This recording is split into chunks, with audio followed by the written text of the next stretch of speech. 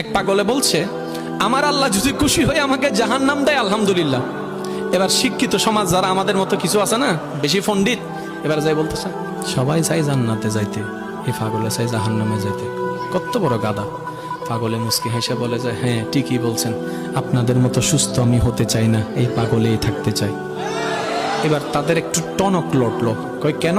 সবাই চাই জান্নাত, তুমি চাচ্ছ জাহান্নাম।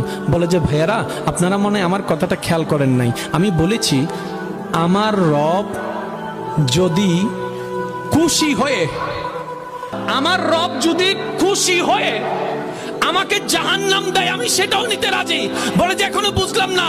পাগল বলে জ্ঞান দিয়ে রবের বিষয় বোঝা যায় না, দিল দিয়ে বুঝতে হয়। আরে শুনো, রব যখন খুশি হয়ে যাবে জাহান্নামটা জান্নাত হয়ে যাবে, রব যখন নারাজ হয়ে যাবে জান্নাতটা জাহান্নাম হয়ে।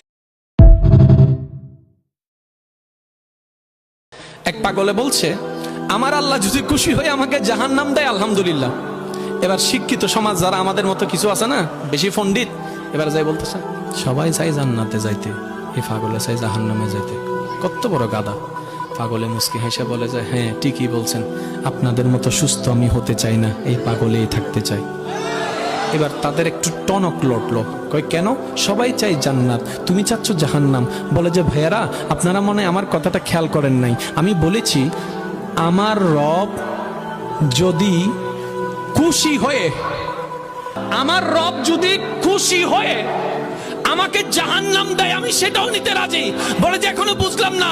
পাগল বলে জ্ঞান দিয়ে রবের বিষয় বোঝা যায় না, দিল দিয়ে বুঝতে হয়। আরে শুনো, রব যখন খুশি হয়ে যাবে জাহান্নামটা জান্নাত হয়ে যাবে, রব যখন নারাজ